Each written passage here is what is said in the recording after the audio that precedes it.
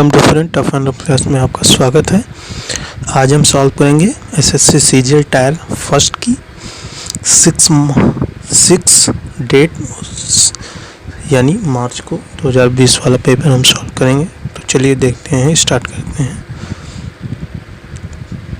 तो यहाँ पे पहला आपका क्वेश्चन है, इसमें पैसिव में हमको कन्वर्ट करना है।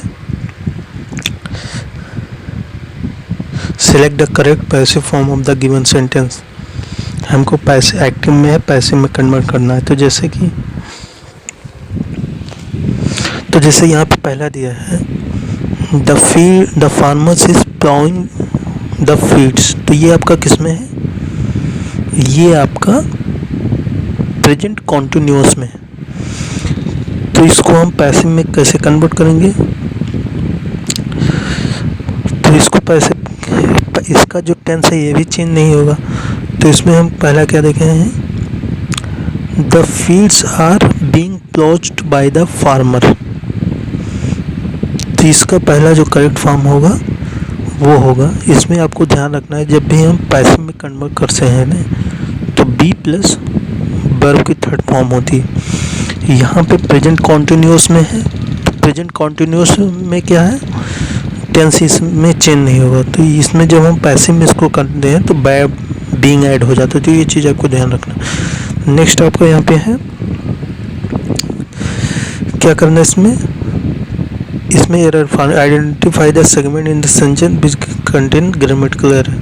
तो एरर इसमें हमको फाइंड करना है। Those who are late they will not be allowed inside the classroom. तो इसमें क्या हमको एरर फाइंड करना है? Those who are late they will not be allowed inside। तो यहाँ पे those who, यहाँ पे ये इसका सही है। are late ये भी सही है यहाँ पे। फिर यहाँ पे अगर ये इसके हिसाब से यहाँ पे वर्ब सही है। फिर लेट, फिर यहाँ पे जो दे है ये गलत है, क्योंकि they will be not be allowed inside the classroom। तो यहाँ पे आपका सेंटेंस जो होगा, यहाँ पे दे नहीं आना चाहिए, दे प्रोनाउन की यहाँ पे ज़रूरत नहीं है। तो यहाँ पे एरर आपका यहीं पे है। तो ये आपका जो होगा यहाँ पे ये आपका यहाँ पे एरर है, ये आपका सही होगा। नेक्स्ट है आपका, नेक्स्ट आपको क्या बताना है? अंडरलाइन सेगमेंट में हमको एरर बनाना है। अगर एरर है तो सही है, नहीं तो कोई बात नहीं। तो चलिए यहाँ पे देखते हैं। B came back because B had run out of money. तो यहाँ पे क्या देखना है? तो सबसे पहले इसमें ये देखिए, B came back because B had run out of money. तो यहाँ पे जो है एक होता है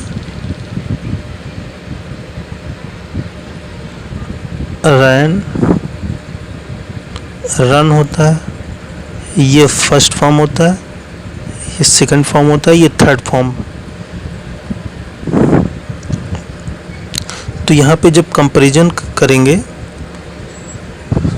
तो यहाँ पे क्या करेंगे? RAN रन सही होगा। तो यहाँ पे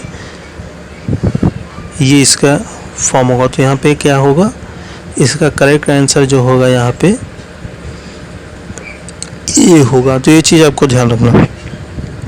select the most appropriate antonym यहाँ पे हमको बताना है। तो जैसे यहाँ पे हमको क्या बताना है? परसिस्ट को हमको बताना है। यहाँ पे इसका हमको एंटोनिम बताना है। परसिस्ट का मतलब होता है कोई चीज़ कंटिन्यू रहे, तो उसका मतलब होता है परसिस्ट। तो ये चीज़ आपको यहाँ पे ध्यान रखना है। कोई चीज़ कंटिन्यू रहे तो उसका मतलब होता है परसिस्ट। तो यहाँ पे इसके सिनोनिम्स कंटिन्यू हो गए। आपका जो यहाँ पे इसका जो करेक्ट फॉर्म होगा आपका एंटोनिम यहाँ पे जो होगा इंसिस्ट का मतलब भी होता है किसी बात पर जोर देना होता है। इंसिस्ट का मतलब होता है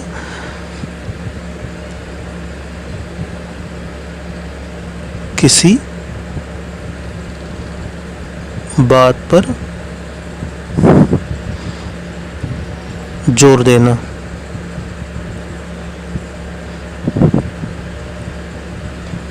किसी बात पर जोर देना होता है। सीज का मतलब होता है कोई चीज़ स्टॉप कर देना। रिमेन का मतलब कोई चीज़, ये भी कंटिन्यू रहना, चलते रहना। तो यहाँ पे जो इसका एंटोनिम होगा, परसिस्ट का मतलब होता है कंटिन्यू, कोई चीज चलते रहना। तो यहाँ पे इसका अपोजिट होगा सीज मतलब स्टॉपिंग।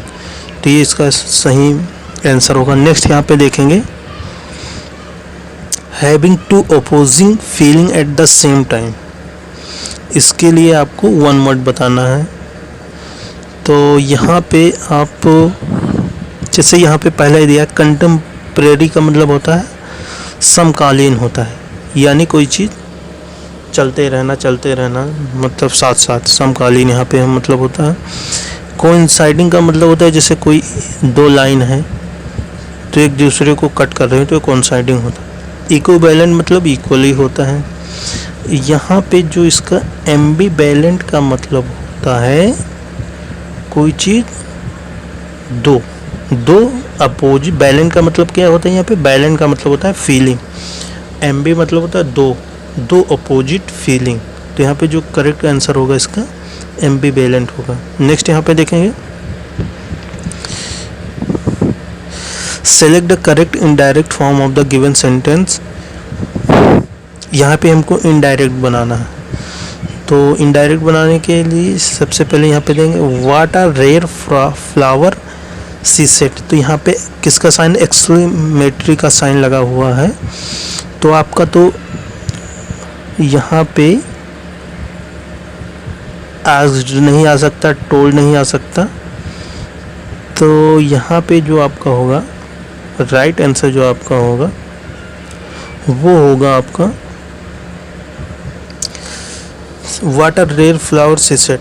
तो यहाँ पे क्या होगा, सी सेट का हो जाएगा आपका सी exclaimed that it was a very rare flower। तो ये आपका यहाँ पे सही होगा। नेक्स्ट यहाँ पे आ जाते हैं डाउन पे। अब यहाँ पे आपका पैसेज आ गया fill in the blank type का। तो चलिए पहले इसको आपको पढ़ना है, इसका समरी समझना है, तो फिर आपको ये करना है। यहाँ पे क्या दिया है, यहाँ पे आपका दिया है, यहाँ पे Atlas was made to hold the sky up on his shoulders as a punishment. Once Hercules dashed to hold it for Atlas while the latter bent looking golden apple. When Hercules returned, he saw Hercules had to hold the sky. The bait of sky. Hercules sweat and groaned. Now Atlas did want to do a job and Atlas as that. तो यहाँ पे आपको friend देखना है,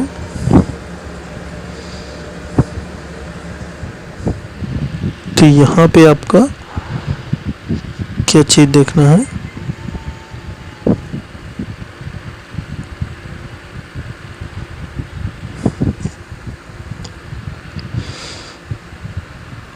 तो यहाँ पे आपको क्या देखना है। जैसे पहला आपका है Atlas was made to hold the sky up on his shoulders as a punishment once Hercules. तो यहाँ पे पहला जो आपका है क्या होगा, वंस हेरकुलस। अफोर्डेड का मतलब होता है कोई चीज़ आप, जैसे आईफोन है तो आप अफोर्ड कर सकते हैं या नहीं कर सकते। ऑर्डर कोई चीज़ ऑर्डर देना। ऑफर्ड किसी के लिए ऑफर देना। तो यहाँ पे आपका जो था क्या था, Atlas was made to hold the sky of shoulder punishment once Hercules offer to hold it, मतलब उसको बोला था कि तुम चाहो तो इसको होल्ड कर सकते हो या नहीं। तो वहाँ पे क्या होगा, ऑफर्ड सही होगा। तो इसका ये राइट आंसर जो होगा ऑफर्ड होगा, ये चीज़ आपको ध्यान रखना। नेक्स्ट यहाँ पे क्या है, while the latter went looking at golden apples when Atlas returned his oracles। तो यहाँ पे क्या होगा, Atlas while the went looking यहाँ पे क्या होगा, आफ्टर तो होगा नहीं, एट भी नहीं होगा, ऑन भी नहीं होगा। ऑन का हम यूज़ कहाँ करते हैं, जैसे टेबल है तो इसके ऊपर कुछ करना है तो इसके लिए हम ऑन पर पोजीशन यूज़ कर सकते हैं। आफ्टर भी नहीं होगा तो यहाँ पे करेक्ट जो होगा फोर होगा। नेक्स्ट यहाँ पे है When Atlas returned he saw Hercules hard to hold the sky। यानी यहाँ सीकिंग भी नहीं होगा, सीकिंग का मतलब होता है कांपना, टैकलिंग मतलब किसी चीज़ को टैकल करना, कॉपिंग भी नहीं होगा यहाँ पे हो गया होगा स्ट्रगलिंग, वो उसके लिए स्ट्रगल कर रहा था, मतलब होल्ड करने के लिए बहुत कठिनाई से उसको होल्ड कर रहा था। तो यहाँ पे जो राइट आंसर होगा स्ट्रगलिंग होगा इस पैसेज के लिए। तो चलिए स्ट्रगलिंग इसका राइट आंसर। नेक्स्ट यहाँ पे है थर्ड जो होगा hard to hold the bed of the sky Hercules sweat and groan। तो बेट ऑफ स्काई क्या है यहाँ पे,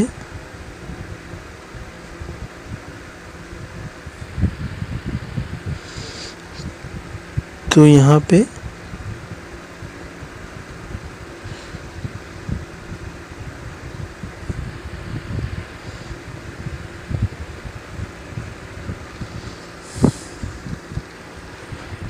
जो होगा bit of sky was making होगा,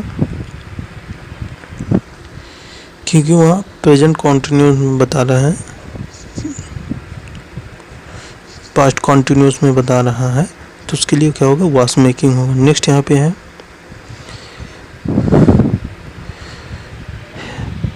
now Atlas did not want to a job as tedious as that.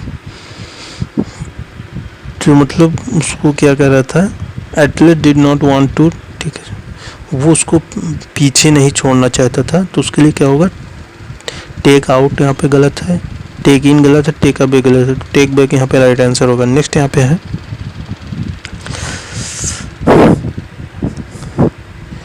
यहाँ पे एरर फाइंड करना है, everyone except she have travelled by air. तो यहाँ पे क्या फ्रेंड सही होगा, यहाँ पे जो होगा सी हैड होगा, everyone except she have travelled by air. तो यहाँ पे क्या होगा, यहाँ पे हैव की जगह आपका हैड यूज होगा, तो ये चीज़ आपको ध्यान रखना है। तो करेक्ट यहाँ पे सी हैव होगा। नेक्स्ट यहाँ पे है select the most appropriate synonym of the given word. यहाँ पे सिनोनिम इसका बताना है यहाँ पे हमको। तो जैसे कि आपका एप्लॉज का मतलब क्या होता है, ताली बन जाना ऑडियंस के थ्रू, प्रिपरेशन किसी चीज़ की तैयारी करना, क्रिएशन किसी चीज़ को बनाना। तो यहाँ पे सिनोनिम इसका होता है ना, ओवेशन का मतलब किसी को प्रेरित करना होता है, तो इसका सिनोनिम जो क्या होगा यहाँ पे, एप्लॉज का मतलब होता है ताली बजाना ऑडियंस की तरफ, तो यानी कि यहाँ पे प्रेरित करना किस तरह, इसका जो राइट आंसर होगा एप्लॉज होगा। नेक्स्ट यहाँ पे है एक ग्रुप ऑफ शिप्स को हम क्या बोलते हैं, ये चीज़ आपको ध्यान रखना है। तो ग्रुप ऑफ शिप्स को हम क्या बोलते हैं, फ्लीट बोलते हैं ग्रुप ऑफ शिप्स को। कॉलोनी में होता है, जो कॉलोनी में रहने वाले लोगों को हम एक ग्रुप ऑफ कॉलोनी बोलते हैं। स्क्वेड का मतलब यहाँ पे स्वार्म का मतलब क्या पे होता है, एक ग्रुप ऑफ इंसेक्ट को हम बोलते हैं स्वार्म। एक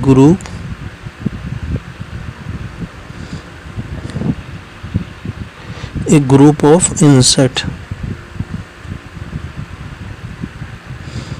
एक ग्रुप ऑफ इंसेक्ट को हम क्या बोलते हैं? स्वयं बोलते हैं। स्क्विड किसको बोलते हैं? स्क्विड हम बोलते हैं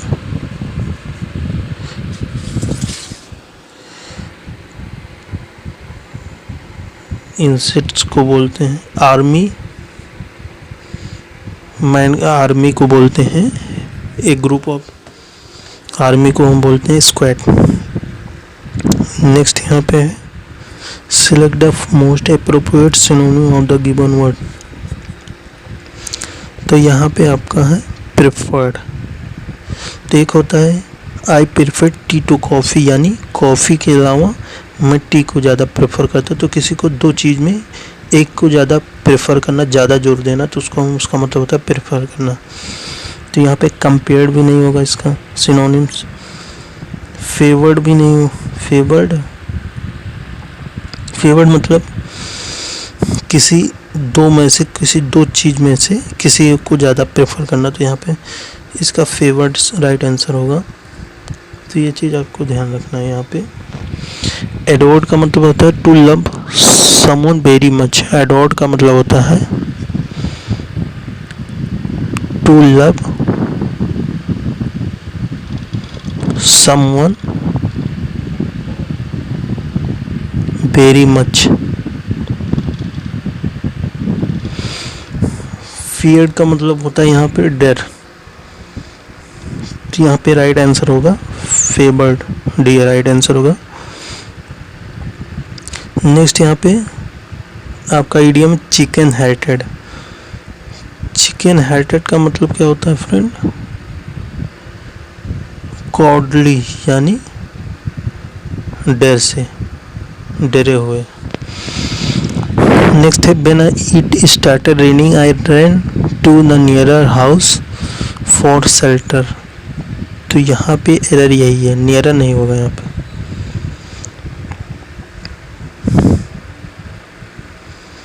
यहाँ जो होगा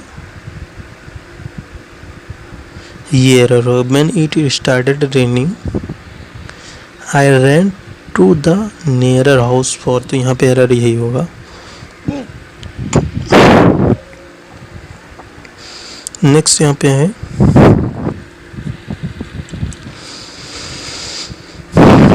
given below are four jumbled sentences out of the given option, pick the one that gives the correct order। तो यहाँ पे पैरा जंबल का क्वेश्चन है, तो यहाँ पे आपको सॉल्व करना है। जैसे कि यहाँ पे देखिए much of this war had taken place along the western front, both the side had the dug in the deep and each lost many men over the little ground. This front was line of trenches across which the two sides faced each other and Maginot fought a war with the French against Germans। तो यहाँ पे पहला आपका क्या होगा? Andre Maginot had fought a war with French against the German से पहला आपका होगा। फिर यहाँ पे मच बता रहा है, तो मच या किसी के बारे में बता ही रहा होगा। तो much of this war had been taken around the western front, western front. और फिर वेस्टर्न फ्रंट को क्या कर रहा है? वेस्टर्न फ्रंट को कह रहा है। फिर यही this front was line of trenches across with the two sides face each other both the sides, फिर यही होगा। तो ये आपका पैरा जंबल के सही हो गया। नेक्स्ट यहाँ पे है करेक्ट ऑर्डर, इसमें हमको पिक करना है। पैरा जंबल ये भी है। तो पहला ध्यान में the mountain range was covered with snow. Napoleon had crossed the Alps in winter. Napoleon replied that the word impossible did not ring। तो नेपोलियन कब कहेगा कि वर्ड इम्पॉसिबल कहीं लाई है? मेरे उसमें कहीं लाई ही नहीं करता। तो इसमें कोई उससे पहले बोला होगा। So someone told Napoleon that task was impossible. तो किसी ने उससे कहा कि ये टास्क बहुत इम्पॉसिबल है। तो पहला जो आपका यहाँ पे होगा क्या होगा? Napoleon had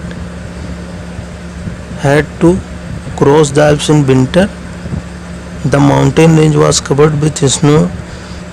फिर टॉप का राइट आंसर क्या होगा? बी ए, फिर आएगा आपका डी सी। तो ये आपका पहला नंबर का राइट आंसर होगा। नेक्स्ट है select the wrongly spelled word. इसमें हमको रॉन्गली स्पेल्ड वर्ड बताना है। तो यहाँ पे ग्रीव भी आपका सही है, फियर्स भी आपका सही है, पीस भी आपका। तो सीज का जो स्पेलिंग होगा यहाँ पे यस आई ई जी ई, ये राइट आंसर होगा। Select the most appropriate meaning of the given idiom. By and by का मतलब होता है ग्रेजुअली यानी धीरे धीरे। ग्रेजुअली का मतलब होता है धीरे धीरे, तो ये होगा इसका राइट आंसर। सडनली का मतलब होता है at one, by any means at one, ये तो नहीं होता, ग्रेजुअली होगा यहाँ धीरे धीरे। नेक्स्ट यहाँ पे है select the most appropriate antonym of the given word. गिली का मतलब यहाँ पे क्या होता है? हैप्पीनेस। गिली का मतलब होता है हैप्पीनेस। तो इसके जॉय भी इसका सिनोनिम्स हो गया, फन भी इसका सिनोनिम्स हो गया, ब्लिस भी इसका सिनोनिम्स हो गया। तो ओ मतलब होता है क्या होता है? सोरो यानी दुख। तो इसका एंटोनिम होगा ओ है। नेक्स्ट यहाँ पे है select the incorrectly spelled word. इसमें हमको बताना है। तो सबसे पहले यहाँ पे देखेंगे इसमें क्या है? एलियंस। अलायंस का मतलब क्या होता है? अलायंस का मतलब होता है संधि करना। और एक्वेंटेंस का मतलब क्या होता है? यहाँ पे एक्वेंटेंस का यहाँ पे एक मिनट, एलियंस का मतलब होता है, अलायंस का मतलब होता है यहाँ पे संधि करना। एबेंडन का मतलब कोई चीज़, किसी चीज़ को त्याग देना होता है एबेंडन। और जो वो होता है एक्विजिशंस, क्या होता है आपका? एक्विजिशंस का मतलब होता है यहाँ पे एक मिनट, एक्वेंटेंस। एक्वेंटेंस का मतलब होता है ओनली फैमिलियर। तो यहाँ पे इसका जो राइट आंसर होगा एक्वेंटेंस हो गया यानी फैमिलियर। तो ई आपका यहाँ पे नहीं लगेगा, ई की जगह पे आपका ए होगा। तो ये आपका यह स्पेलिंग राइट हो जाएगा। Next select the most appropriate option to fill in the blanks. The roof of the old building during the storm यहाँ पे होगा। तो the roof of the old building during the storm. Demolished का मतलब होगा कोई चीज़ आके तोड़े, तो इसका मतलब होता है डिमोलिश्ड। डिस्ट्रॉयड का मतलब होता है कोई इसमें आके डिस्ट्रॉयड करे बाहरी से। स्क्रेच मतलब उसमें स्क्रेच लग जाए जो टच स्क्रीन में होता है। लेकिन यहाँ क्लोज जब अपने आप गिर जाए, कोई चीज़ डिस्ट्रॉय हो जाए, कोई चीज़ गिरे, तो उसके लिए क्या यूज़ करते हैं? कोलैप्स्ड यूज़ करते हैं। राइट आंसर होगा। तो ये चीज़ आपको ध्यान रखना। नेक्स्ट है यहाँ पर select the most appropriate option to the fill in the blanks. तो इस पर see how the magician had perform the rope trick. तो यहाँ पे जो पहला आपका है सस्पेक्टेड का मतलब क्या होता है? शक करना होता है। सस्पेक्टेड का मतलब होता है शक करना। वीडेड का मतलब भी यहाँ पे क्या होता है? कोई चीज छुपा कर रखने वाला। पजल्ड का मतलब यहाँ पे क्या होता है? कंफ्यूज करना, कंफ्यूज करना होता है। वंडर्ड का मतलब यहाँ पे क्या होता है? आश्चर्यचकित करना होता है। तो यहाँ पे तो वंडर्ड यहाँ पे राइट आंसर होगा, क्योंकि जो मैजिशियन होता है आपको आश्चर्यचकित करता है। So she wondered how the magician perform the rope trick. तो ओके फ्रेंड, ये आपके 6 मार्च 2020 के फर्स्ट शिफ्ट के पेपर थे। तो okay friend, please like and subscribe my channel. Thank you.